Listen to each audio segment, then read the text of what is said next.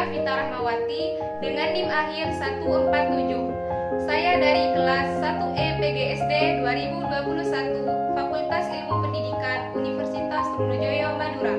Di sini saya akan menjelaskan tentang materi, tujuan dan fungsi pendidikan di dalam matkul Ilmu Pendidikan yang diampu oleh Bapak Ahmad Sudi Pratikno. Baiklah, kita akan langsung membahas ke materi yang pertama. Baiklah, kita akan masuk ke materi yang pertama, yaitu tujuan pendidikan.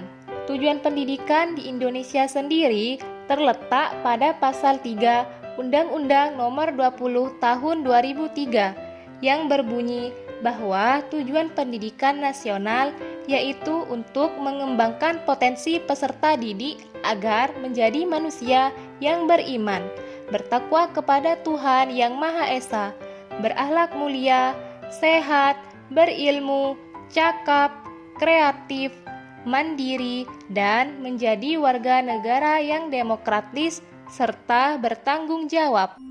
Tidak hanya itu saja, tujuan lain pendidikan menurut Suwarno diantaranya yaitu 1.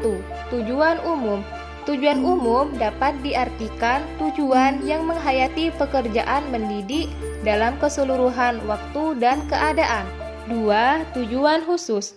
Tujuan khusus ialah pendalaman dari tujuan umum pendidikan berdasarkan bermacam-macam hal diantaranya yaitu perbedaan individual terhadap si pendidik, perbedaan lingkungan keluarga maupun masyarakat, perbedaan yang berhubungan dengan tugas lembaga pendidikan, dan perbedaan yang berhubungan dengan pandangan atau filsafah hidup suatu bangsa. 3. Tujuan tak lengkap atau tak sempurna. Tujuan tak lengkap dapat diartikan sebagai tujuan yang hanya mencakup salah satu daripada aspek saja. 4. Tujuan sementara. Tujuan sementara dapat diartikan sebagai tujuan yang dicapai pada tiap tingkat perjalanan menuju tujuan akhir. 5. Tujuan insidentil. Tujuan insidentil dapat diartikan sebagai tujuan yang timbul karena adanya situasi yang terjadi secara kebetulan. 6. Tujuan intermediair. Tujuan intermediair dapat diartikan sebagai tujuan yang menjadi alat atau perantara supaya mencapai tujuan yang lainnya. Sedangkan berdasarkan hierarki tujuan pendidikan nasional di Indonesia, tujuan pendidikan dapat dirumuskan secara hierarki yakni sebagai berikut. 1. Tujuan nasional. Tujuan nasional pendidikan secara umum sekarang sudah tercantum dalam undang-undang yang lebih dikenal dengan Undang-Undang Nomor 20 Tahun 2003, Sistem Pendidikan Nasional, yang sebelumnya sudah saya jelaskan. 2. Tujuan institusional. Tujuan institusional adalah pemaparan dari tujuan pendidikan nasional pada tingkat institusi atau lembaga. Dikarenakan hal tersebut, rumusan institusional menyesuaikan dengan karakteristik tujuan lembaga pendidikan dilaksanakan. 3. Tujuan kurikuler. Tujuan kurikuler adalah pemaparan dari tujuan institusional yang mengandung mengenai muatan-muatan tujuan yang akan dicapai setelah suatu program pengajaran selesai dilaksanakan dalam suatu bidang atau mata pelajaran tertentu. 4. Tujuan instruksional. Tujuan instruksional adalah tujuan yang harus dicapai setiap proses pembelajaran selesai dilaksanakan. Selanjutnya, kita akan masuk ke materi yang kedua, yaitu fungsi pendidikan. Di Indonesia, fungsi pendidikan telah diatur di dalam Undang-Undang Nomor 20 Tahun 2003 tentang Sistem Pendidikan Nasional. Di dalam undang-undang tersebut memuat segala hal yang bersangkutan dengan pelaksanaan pendidikan nasional di Indonesia. Pendidikan nasional berfungsi untuk mengembangkan kemampuan dan membentuk watak serta peradaban bangsa yang bermartabat dalam rangka mencerdaskan kehidupan bangsa.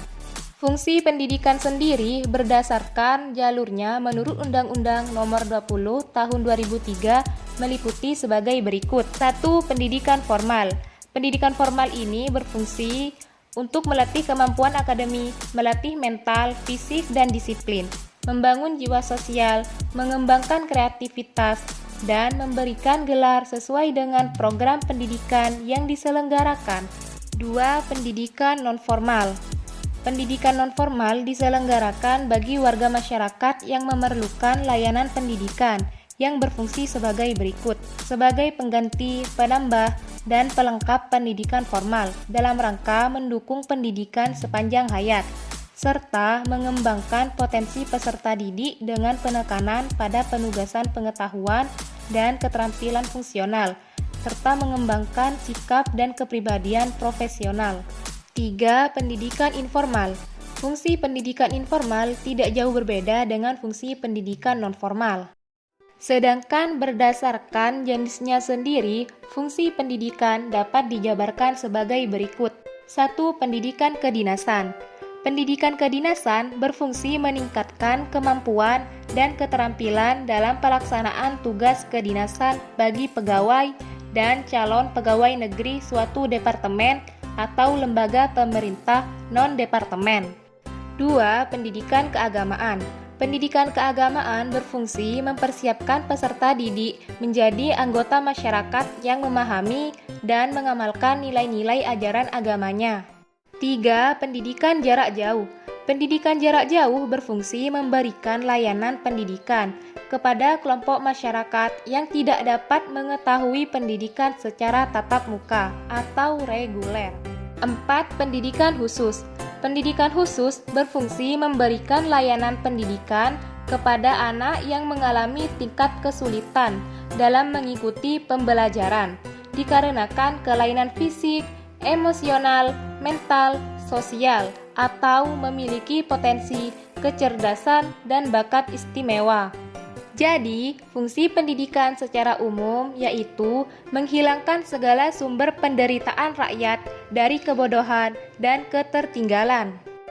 Demikianlah video penjelasan kali ini. Semoga materi ini dapat bermanfaat bagi kalian semuanya. Sekian, terima kasih. Wassalamualaikum warahmatullahi wabarakatuh.